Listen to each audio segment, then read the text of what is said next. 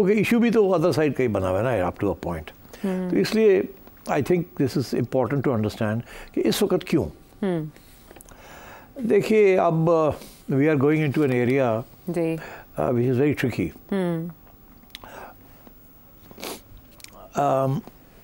आपने देखा कि कुछ और भी डेवलपमेंट्स हुई हैं, मैं सबको लिंक करना चाहूँगा। ज़रूर।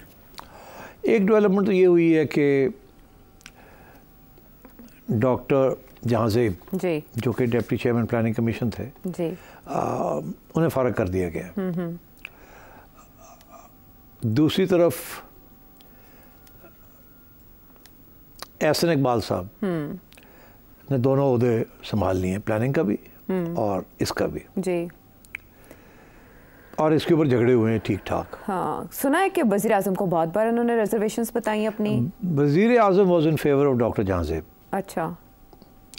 डॉक्टर जहांजेब जो हैं, उनकी बैकग्राउंड और उनकी जो तल्लुकात हैं और उनकी कॉम्पिटेंस है, तो उसे सामने रखें और फिर देखें कि ये बात कहाँ से चली और कहाँ गई। Doctor Jahanzeb is a very senior civil servant. सबसे इम्पोर्टेंट पोजीशंस उन्होंने होल्ड की हैं जी, highly respected, very intelligent, great experience, multi tasking abilities. अच्छा। But he is a bureaucrat. Bureaucrats are not politicians the way politicians are politicians. ठीक जी। Doctor Jahanzeb को PTI ने 2019 में लगाया as deputy chairman planning commission जी। ठीक जी। आपका क्या ख्याल है, इमरान खान को पता था डॉक्टर जहांजेब कौन है? ठीक, नहीं पता था। खान को की पता कौन कौन है। हाँ। उस वक्त तो कोई और सिलेक्शन कर रहा था जी, टीम बना रहे थे ना उस वक्त, जो टीम जिन्होंने बनाई थी जी, जी, तो उन्होंने डॉक्टर जहांजेब को सिलेक्ट किया था।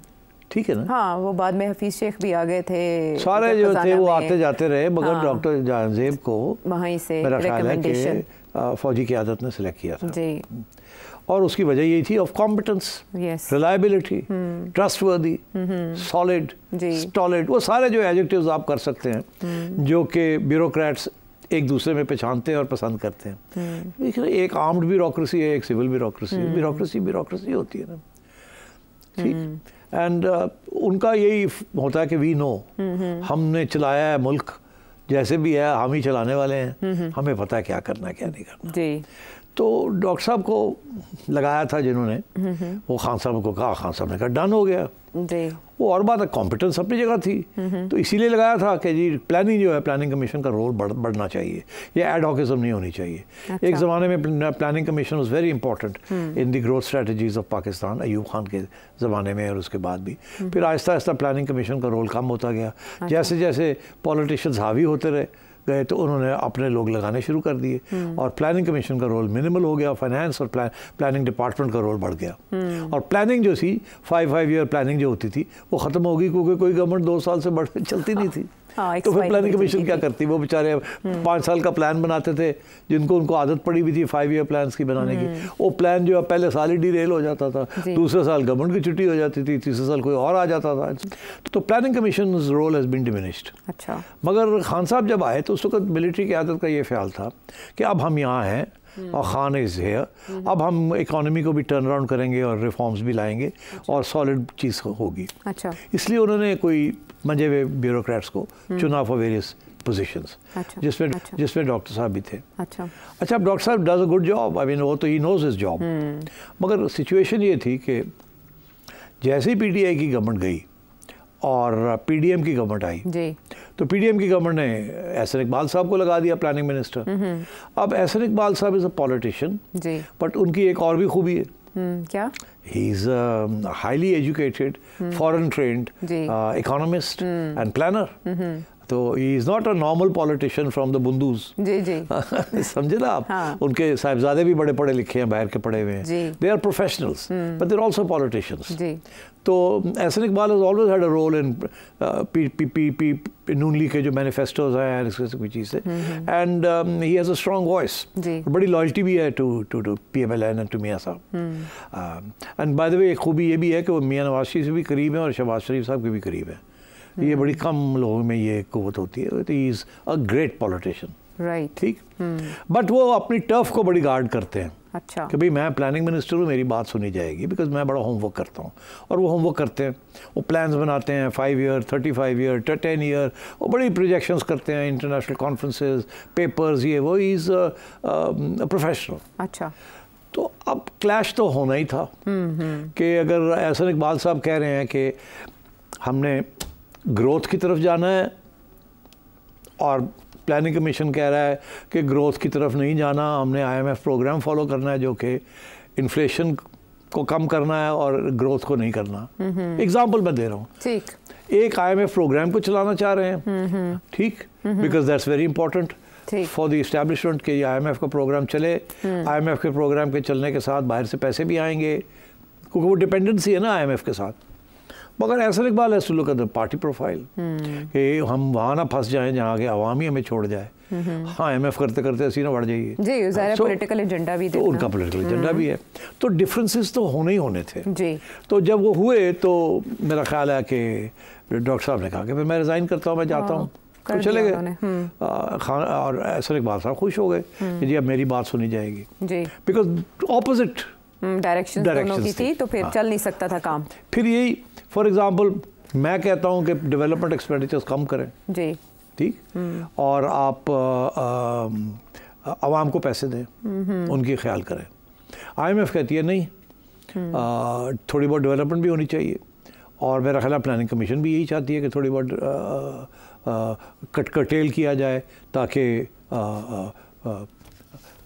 इन्फ्लेशन को कंट्रोल करना। ग्रोथ होगी तो इन्फ्लेशन होती है ना जी। तो अब सिचुएशन ये थी कि एहसन इकबाल साहब बैलेंस करना चाह रहे थे, अच्छा, कि जी ग्रोथ भी हो, इन्फ्लेशन भी ना हो, ग्रोथ भी हो और हम कोई आवाम के लिए भी कुछ करें। वो अपने MNAs को भी खुश रखना चाह रहे थे। उनके जो फंड्स हैं MNAs के जो कि सैंक्शन हुए हैं उसके ऊपर भी इशू था। यही कह रहे थे कि ज़रूरत के मुताबिक ये तरक्याती बजट इशू करते थे डॉक्टर जहांजेब, लेकिन ऐसा नहीं। तो अब वो obviously doctor Jahanzeb doesn't have any sympathy for MNAs। वो तो कहते हैं ये पैसे जो है इधर लगाने, इधर लगाने, इधर लगाने हैं, और वो कह रहे हैं कि नहीं हमने इधर लगाने, इधर लगाने हैं। तो ये और भी बड़े इशूज़ थे, ठीक। तो मेरा ख्याल है कि उस सूरत में डॉक्टर साहब ने रिज़ाइन कर दिया पहले। अच्छा, हाँ। फिर PDM चली गई तो केयरटेकर आ गए, टेकर आ गए तो फिर डॉक्टर साहब लपक के वापस आ गए। और रिस्टोर होना ही था ना, क्योंकि पीछे जो सपोर्ट बेस था वो तो ब्यूरोक्रेटिक सपोर्ट बेस था। तो जिस किस्म की कैबिनेट बनाई गई काकड़ साहब की, तो काकड़ साहब ने तो नहीं बनाई ना, वो खुद सिलेक्ट हुए और फिर उनको एक कैबिनेट दे दी गई। ऐसे ही है ना, बिल्कुल। तो उसमें जाओ डॉक्टर साहब वापस आ गए, आजमाए हुए लोग दोबारा आ गए, उनके लोग, उनके करीब। जी जी। कॉम्पिटेंस अपनी जगह पे, ये नहीं कि वो कुछ सिफारशी थे, नो, कॉम्पिटेंस के ऊपर, बट एक आउटलुक है, उस आउटलुक के तहत। और वो एस्टैब्लिशमेंट की आउटलुक एक होती है और पॉलिटिशियंस की हमेशा वो हो ही नहीं सकती द सेम। दोनों जो है ना वो क्लैश होता है, वो कभी कभी नहीं, हमेशा टेंशन में रहते हैं। अच्छा। वो कहते हैं ऐसे चलाएं और वो दूसरे कहते हैं हमने अपना भी सोचना है, कल को वापस जाना है आवाम के पास। वो जो एस्टैब्लिशमेंट वाले हैं वो कहते हैं असी तो मुल्क को बचाना है, वो कहते हैं तुम मुल्क को बचाना, साड़ी पार्टी बढ़ रही है, असी तो पार्टी ने भी नाल बचाना है। तो ये चीज़ें चलती रहती हैं। तो फिर मेरा ख्याल है कि जब इस दफ़ा गवर्नमेंट आई तो फिर वही टेंशन शुरू हो गई। अच्छा। तो जिसकी वजह से Ahsan Iqbal has been threatening to resign कि फिर ठीक है आप पे रखना, उनको रख लें। अच्छा। तो फिर यही कि Shahbaz had to take a decision, और मेरा ख्याल है कि वो फाइनल डिसीजन जो है वो नवाज शरीफ साहब ने ली है। वो शहबाज शरीफ साहब को फिर यही कहा गया है कि पार्टी तबाही की तरफ जा रही है, ये हम ऐसे नहीं हो सकता कि हम इस्टेब्लिशमेंट के जो वो कहें और हर बात माने।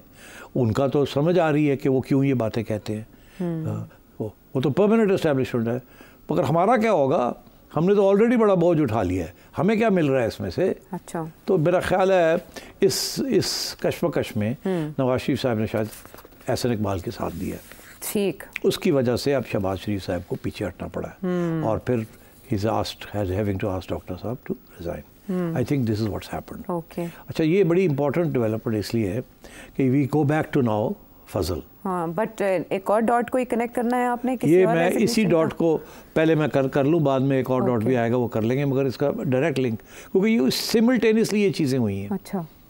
वो ये कि और इसके बाद मैं तीसरे डॉट की बात करूँगा कि नवाज शरीफ साहब ने ये जो मीटिंग की है, हंगामी मुशावरती इजलास हुआ, ये जो सारे मरियम नवाज शरीफ जो कदम उठा रही हैं आवाम की बेहतरी के लिए जी, ये it's a political move, it's a political move, और इसके पीछे मियाँ साहब का हाथ है। मियाँ साहब पहले दिन से यही कह रहे हैं कि अवाम का कुछ करो, अवाम का कुछ करो। वो पार्टी को बचाने चाह रहे हैं कि ये ना हो कि ये गवर्नमेंट भी जाए और पार्टी भी जाए।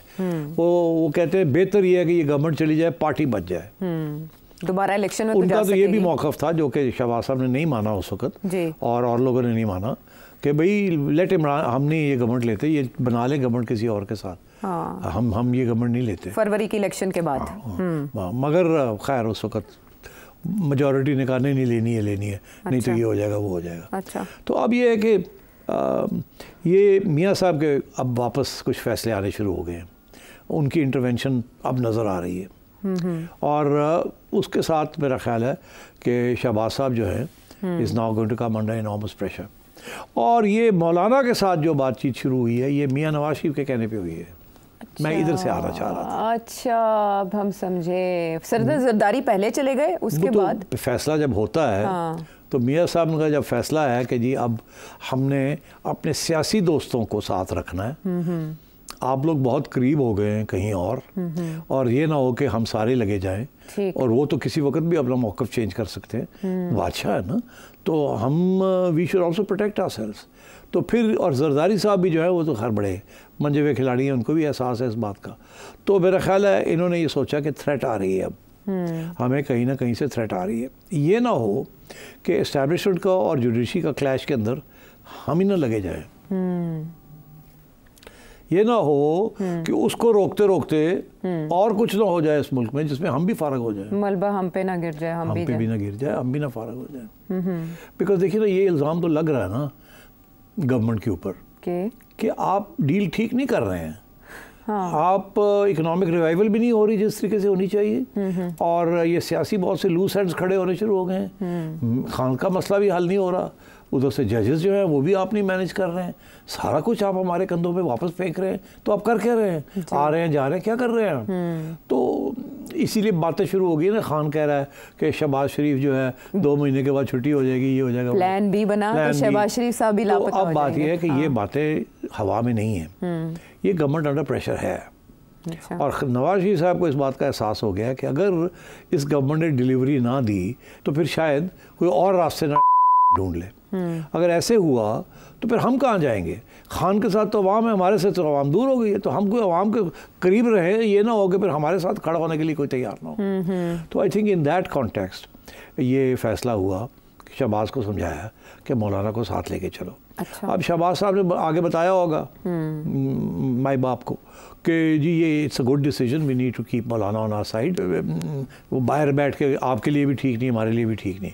तो उन्होंने कहा होगा कर लो, तो क्योंकि देना तो जो भी आपने देना है आपने ही मौलाना को देना है, हमने क्या देना है, जाहिर है। ठीक है, तो वो अब आप ही कुर्बानी करेंगे, थोड़ी बहुत पेट काटेंगे अपना, कुछ सीटें दे देंगे, कुछ गवर्नरशिप दे देंगे, तो वो फिर पीपल्स पार्टी को भी तो देनी है ना, गवर्नर तो उनका लगा हुआ है। वो पहले गए हैं और बातें भी शुरू हो गई, तो फिर इसीलिए अब तो पीपल्स पार्टी को तो आना ही था, क्योंकि जब एस्टैब्लिशमेंट ने ग्रीन लाइट दे दी तो फिर सरदारी साहब को रेड लाइट तो नहीं देखेंगे ना।